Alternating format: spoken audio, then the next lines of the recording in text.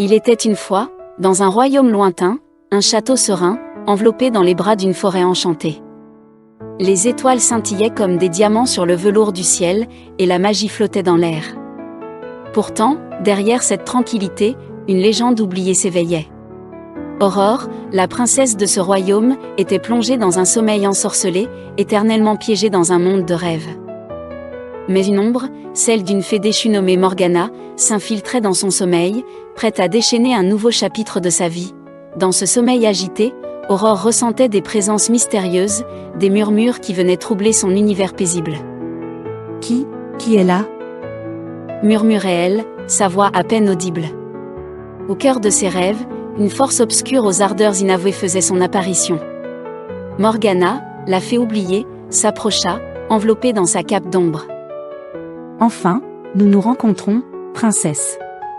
Mon nom a été effacé des légendes, mais moi, je n'ai jamais oublié. Déclara-t-elle avec un sourire énigmatique. Aurore, troublée par cette présence, interrogea. Qui es-tu ? Pourquoi es-tu dans mon rêve ? Morgana, déterminée à reprendre ses droits, expliqua son dessein.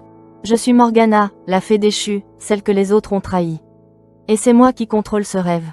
Alors qu'Aurore comprenait l'ampleur du piège dans lequel elle était prise, son fidèle compagnon, un hibou magique, lui murmura.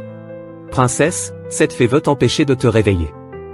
Elle veut garder ton esprit ici à jamais. Aurore, se redressant avec détermination, répondit. Je refuse. Ce n'est pas ma place.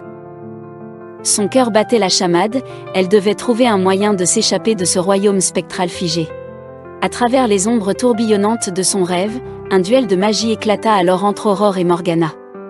La lumière dorée d'Aurore illuminait l'espace, tandis que Morgana lançait des éclairs sombres dans un effort désespéré pour maintenir son emprise. Tu crois pouvoir m'échapper ? Ton destin est déjà scellé. S'exclama la fée. Mais Aurore cria avec une force nouvelle. Non. J'ai le pouvoir de choisir mon propre chemin. Dans un élan de courage, elle découvrit un sceptre de lumière, caché dans une alcôve de rêve. Elle l'empoigna, d'un geste déterminé, brisa les chaînes qui la retenaient prisonnière. Morgana, maintenant affaiblie, céda à la vérité. Les autres fées m'ont banni car je voulais prévenir ce royaume d'un mal plus grand. Mais elles ont préféré me faire taire. Aurore, surprise par cette révélation, insista. Quel mal ? Parle. Je veux connaître la vérité. Morgana, avec une lueur de tristesse dans les yeux, laissa entendre que leur combat ne faisait que commencer, car les forces obscures menaçaient encore le royaume. Ce moment de lucidité, partagé entre l'ancienne fée désenchantée et la princesse courageuse, marqua un tournant dans leur destin. Avec un dernier effort, Aurore réussit à se libérer complètement des griffes du sommeil ensorcelé. Les ténèbres se dissipèrent lentement, et elle rouvrit les yeux dans son lit royal, entourée d'une lumière mystérieuse qui ondulait autour de ses mains. Morgana, et si elle avait raison ? Murmurait-elle, encore troublée par cet échange avec l'ombre.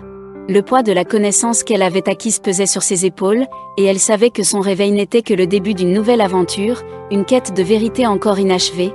Debout sur son balcon, Aurore observa l'horizon, où un orage magique se préparait, des éclairs illuminant le ciel nocturne. Le murmure des feuilles dans la brise semblait lui parler d'un danger imminent. Le réveil n'était que le début. Pensa-t-elle, une lueur de résolution dans les yeux. Dans l'ombre, une nouvelle menace grandissait, une menace qui pourrait bien être le reflet de ses propres peurs.